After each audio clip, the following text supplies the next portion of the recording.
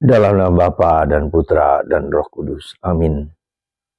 Allah Bapa di surga, kami kau ingatkan, bahkan kau peringatkan, kau tegaskan, bahwa akhir hidup kami bisa menjadi berantakan dengan masuk dalam neraka.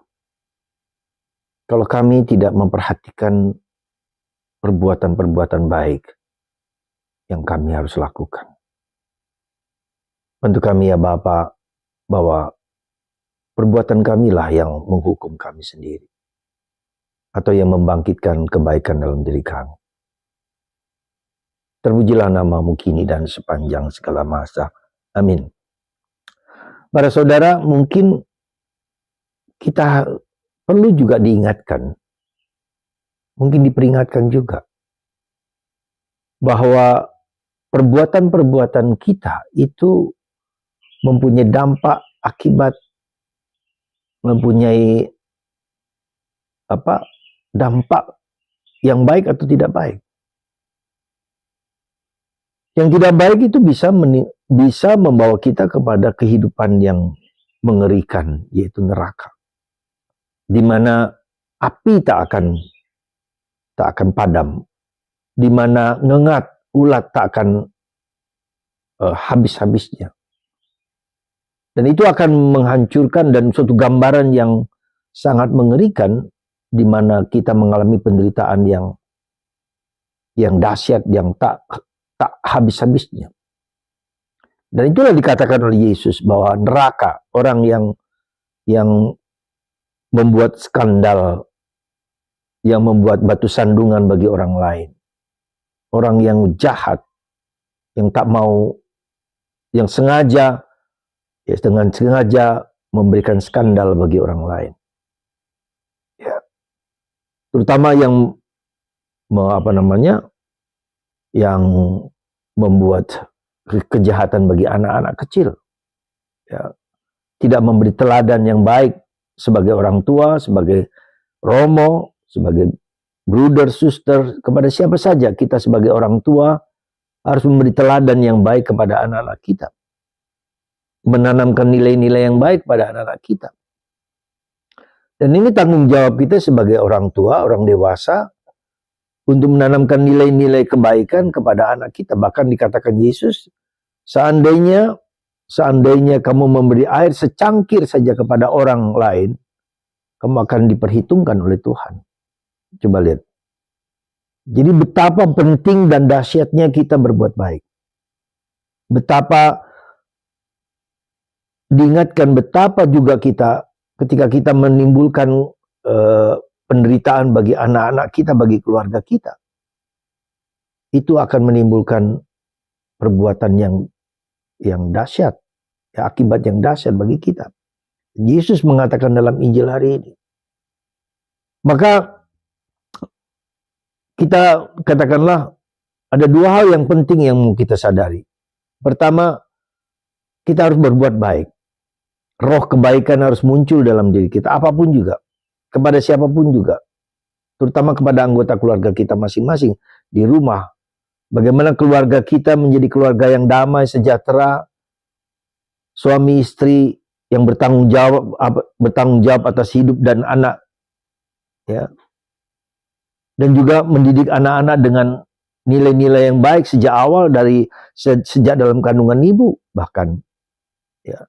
Itu tanggung jawab kita untuk menanamkan nilai-nilai itu kepada anak kita.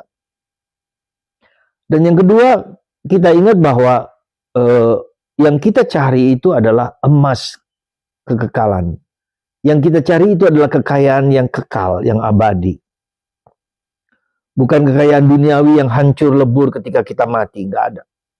Bacaan kedua mengingatkan kita akan hal itu, akan tanggung jawab kita untuk menanamkan nilai-nilai emas mutiara yang indah, bukan pada benda-benda itu, tapi pada hati anak-anak kita dan pada kita sendiri.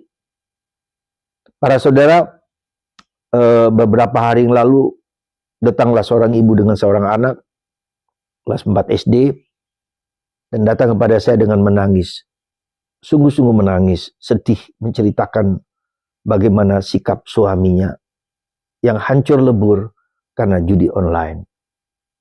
Sedang semarak sekarang ini judi online, dan habis semua hartanya, dan habis semua uang banknya. Dan apa yang terjadi? Orang ini menjadi adiktif, menjadi terpengaruh, terperangkap oleh godaan-godaan yang menghancurkan, dan bahkan lebih parah daripada itu, dia menjadi malas bekerja.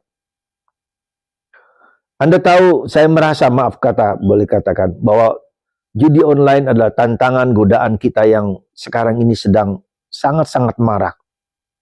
Ya, godaan, tantangan, karena judi itu menantang orang untuk nafsu menang, nafsu kaya. Dan itulah yang dilakukan oleh iblis. Membuat orang terperangkap pada puji-pujian seperti dikatakan dalam kitab Kejadian. Ambillah itu, buah pohon itu, karena kamu akan menjadi seperti Allah. Kita digoda untuk menjadi, dengan mencari kekayaan yang tak kekal, tak abadi, emas yang fana itu. Tapi lupa dengan itu keluarga hancur, anak-anak ditinggalkan. Ya. Anak-anak tidak pergi ke gereja dan tidak mau pergi ke gereja. Bukan juga karena tidak mau, karena tidak punya uang, karena uang habis. Ya, si istri juga sakit, juga tidak dipedulikan. Gejala apa ini terjadi dalam masyarakat kita? Dan ini fakta yang bukan sembarangan, ya. Dan anak-anak, si istri menjadi putus asa, muncul pikiran-pikiran jahat untuk bunuh diri karena tidak mampu untuk menghidupi keluarga, anak, tak ada uang sekalipun, ya. Coba Anda bayangkan perbuatan, tindakan, situasi yang menghancurkan keluarga ini, ya. Sekali lagi, itu adalah perbuatan iblis yang telah mempengaruhi pikiran, hati, perasaan orang.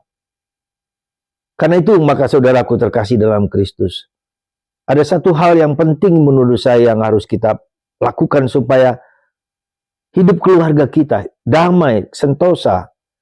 Itu kalau kita semua bertanggung jawab. Nah, pengaruh godaan iblis itu begitu kuat. Maka saya menganjurkan, mengapa kita dalam gereja Katolik punya tradisi untuk berdoa bersama, doa lingkungan di keluarga kita, di rumah kita. Dan kalau tidak bisa doa lingkungan, maka kita bersama-sama doa keluarga. 2 kali atau 3 kali seminggu, ya, doa rosario, doa bersama, nyanyikan puji-pujian. Mengapa ini penting sekali? Karena dengan doa-doa itu iblis yang mempengaruhi dan masuk keluarga kita itu dihalau, dibuang, dan tidak dapat masuk. Maka kalau kita doa lingkungan, terimalah itu. Dan bahkan kita minta supaya keluarga kita damai, tidak mempengaruhi suami, istri, pikiran, gagasan, dan anak-anak dengan ketidakdamaian. Ya. Jadi doa bersama itu penting supaya membangun keluarga kita menjadi kuat dan dahsyat. Untuk menghilangkan godaan-godaan yang terjadi pada kita. Lewat apa? Lewat HP, lewat apa saja. Ya. Kalau rumah kita kosong, kalau hati kita kosong, iblis akan masuk. Dan itu pentingnya kita ke gereja setiap minggu, supaya kita dijaga, dipelihara oleh Allah, oleh Roh Kudus, oleh Bunda Maria dan Santo Yosef. Sekali lagi, saya ingatkan para saudara dan kita semua diingatkan untuk terus menjaga diri kita, ya, dengan hidup doa, supaya iblis tidak dapat mengganggu pikiran, hati, dan budi kita. Kita tidak mudah putus asa, tapi penuh sukacita, gembira, damai keluarga, seperti yang kita semua dambakan dalam keluarga. Berkat Tuhan atas Anda semua, dan kita semua, dan keluarga-keluarga, untuk dikuatkan, diteguhkan dalam kehidupan kita semua. Bapa, Putra, dan Roh Kudus. Amin.